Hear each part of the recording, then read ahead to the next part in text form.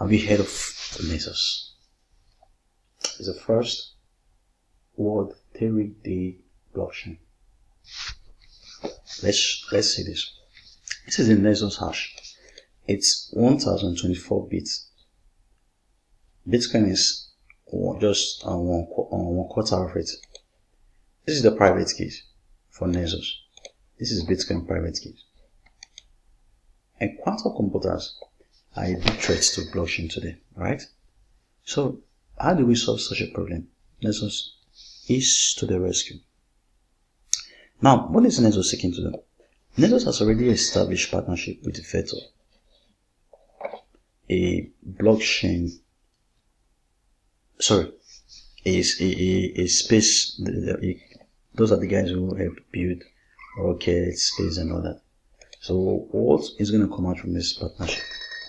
What is going to come out from this partnership is that they will launch distributed satellite hardware that are going to act as a node. And launching the satellites out there, they will be able to beam internet service to people on nearly every part of the earth today. So someone will be able to get access to reliable and affordable internet across the globe. So when you look at Nexus, you want to look at Nexus from two aspects. The first aspect is the hardware level, and then the other aspect is the software level. So at the hardware level, Nexus is seeking to build a kind of a new form of telecommunication system. So how will they do that? They will do that using mesh networking. They will do that using cube satellites that have been launched, and then there will be ground stations that will be on the planet Earth, like this. The ground stations will provide the satellite uplink or downlink operations. These stations will be responsible for ground-based caching, running of a Nexus demo, and the defining of a route to delay data to their access point. And the other one is the software. So there are many types of software applications that are integral parts of the functionality and efficiency of the Nexus, I told you. So you have the demo. So this operates on a lower software. Instances of this software application communicate with one another, forming peer-to-peer networks. The demo is a peer-to-peer network. You have the wallet, which is kind of that works through the HTML or JS interface. Then you have a library. A lower level library includes Serpent, a crypto database, then a protocol. They form a lower level set of programming based templates that can be used to create more complex structures on top of them.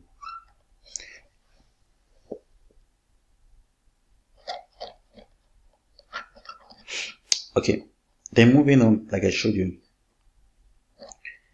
these are the Nexus uses the SHA-3, which is more secure than the Bitcoin SHA-256 when it comes to quantum computing. The paper is a little bit technical, how they want to do that and all that. Okay, let's go to their website and let's see who is behind the team. Colin Camtre has interested in coding and space advancement since a very young age. The individual basically age of 12 and all that. You can see all that information about the team.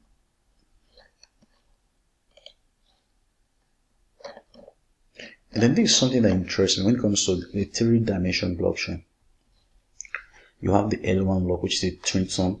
So it's the system is being optimized for CPU mining. You have the L2, the mine, so where you can stake is weight.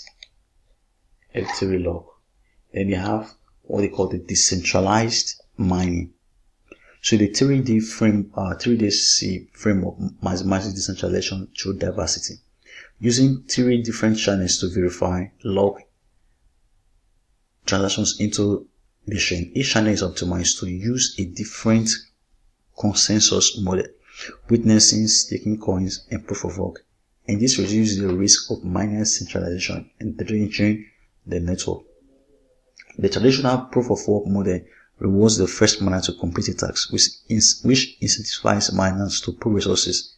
Instead, the 3D framework becomes the mining pool, rewarding every miner for work performed and mining rewards redundant. You have the on-chain scaling. So the potential of Nexus is limited only by node count and representing the most energy efficient consensus system to date. You have the blockchain partitioning.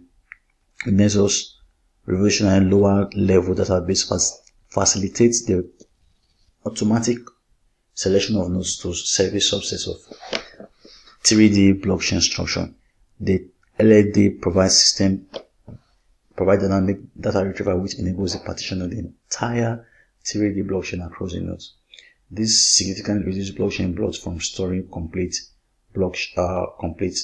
transaction without pruning or snapshotting.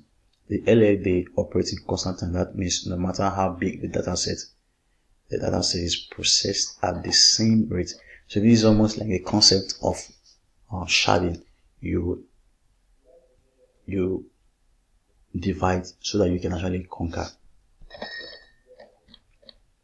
So where can you get Nexus? Let's see where you can actually get Nexus. So you can set up an account with Cryptopia or Jida, so you can actually get it there. So how can you earn Nexus? So you can earn Nexus from your system as a prime channel. So almost any machine with GPU, you can mine Nexus blocks on this chain. The most effective method is to join a mining pool, hashing channel. So if you have the NVIDIA GPU and all that, staking channel. So those are ways you can actually and all the instructions are here.